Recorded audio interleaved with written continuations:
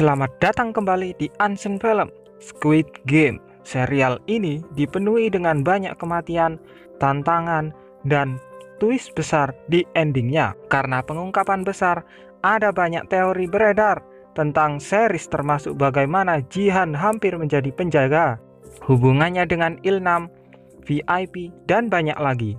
Oke, jadi sepanjang series kita belajar lebih banyak tentang pengaturan Squid Game, termasuk para penjaga dan juga mereka yang memegang kendali. Meskipun keamanan yang bekerja di camp tampaknya mereka semua adalah bagian dari organisasi juga.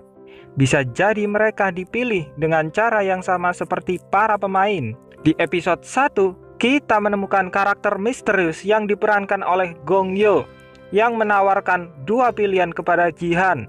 Dia bisa memilih kartu merah atau biru, dan Jihan memilih biru yang akhirnya bisa memperkuat tipe pemain seperti apa dia dalam permainan. Ada juga fans yang punya teori kalau Jihan memilih kartu merah, dia bisa saja menjadi penjaga alih-alih pemain.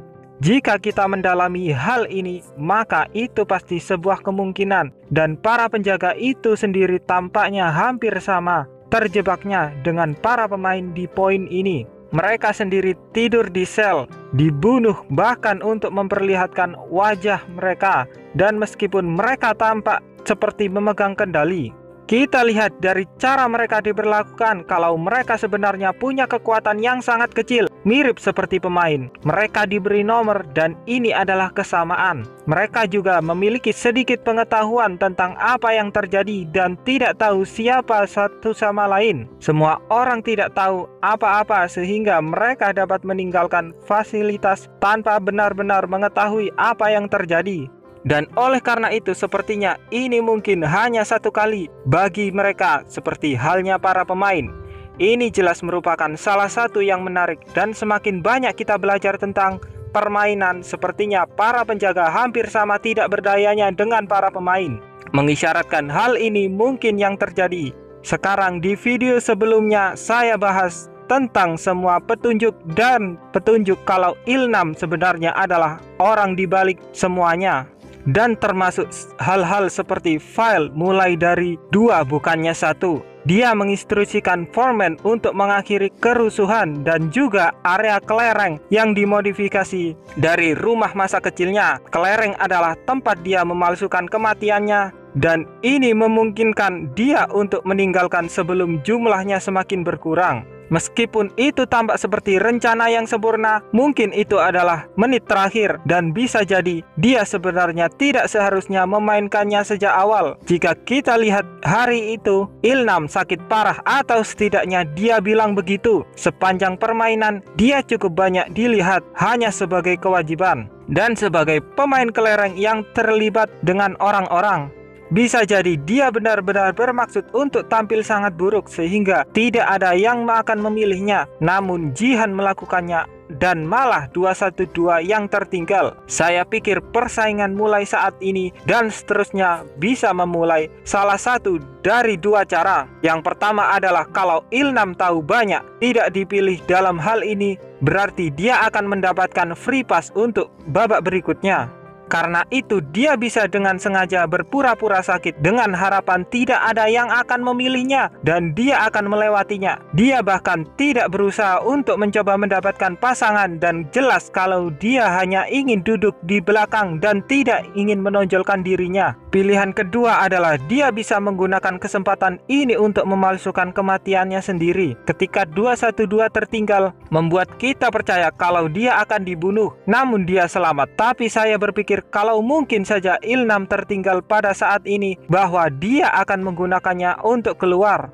Permainan lompat kaca sangat tidak terduga karena kalian tidak hanya harus memastikan bahwa tidak ada yang akan mendapatkan tempat terakhir sebelum kalian melakukannya, tetapi kalian juga harus berharap bahwa tidak ada yang mendorong kalian seperti yang kita lihat. Para penjaga berada di bawah kebijakan ketat untuk membunuh setiap pemain yang menyerang satu sama lain. Tapi mereka diam saja tampaknya, karena itu semua adalah bagian dari permainan. Sekarang bisa juga karena Il-nam tidak lagi bermain. Dan oleh karena itu, mereka tidak perlu memasangnya untuk keselamatan. Tapi bagaimanapun juga, Ini adalah salah satu permainan paling berbahaya untuk jadi bagiannya. Pokoknya hubungannya antara Jihan dan Ilnam adalah salah satu yang paling aneh. Meskipun sepertinya Squid Game adalah cara Willy Wonka untuk memilih seseorang untuk mengambil sebagian dari kekayaannya, mungkin ada lapisan lain di dalamnya dan ada kemungkinan Ilnam sebenarnya adalah ayah Jihan. Sekarang petunjuk pertama adalah tingkat permukaan yang cantik tetapi tidak pernah kurang. Itu adalah sesuatu yang perlu kita bicarakan. Baik Ilnam dan Jihan adalah pemain pertama dan terakhir dari permainan ini. Dan oleh karena itu, nomor mereka jelas ditempatkan untuk menunjukkan kepada kita kalau mereka berlawanan. Ini dapat diterapkan pada beberapa hal termasuk Jihan menjadi pemain yang buruk sementara dia adalah pengawas seluruh operasi. Oke, itu tidak benar-benar membawa apapun untuk mengkonfirmasi kalau mereka terkait, tapi angka-angka itu sengaja dipilih untuk menunjukkan kepada kita kalau ada sesuatu yang mengikat keduanya. Episode 3 memberitahu kita petunjuk besar pertama karena kita mengetahui kalau Jihan intoleran laktosa. Dia tidak bisa mendapatkan susu biasa yang diberikan penjaga dan karena itu dia meminta coklat sebagai gantinya. Ilnam sengaja mendengar ini dan mengatakan kepadanya kalau dia pasti akan dipukuli oleh ayahnya ketika dia masih muda karena dia biasa melakukan hal yang sama kepada putranya. Dan ada satu lagi, saat mereka bermain kelereng, seluruh area sengaja dimaksudkan untuk menyerupai lingkungan Korea. Ilnam tidak hanya menemukan area persis seperti rumahnya, tapi Jihan juga mengatakan kalau gang di sebelahnya sangat mirip dengan tempat dia dibesarkan. Ada kemungkinan kalau mereka memang terkait, tapi mereka menjadi terasing sepanjang hidup mereka saat Ilnam tidak bermain Battle Royale.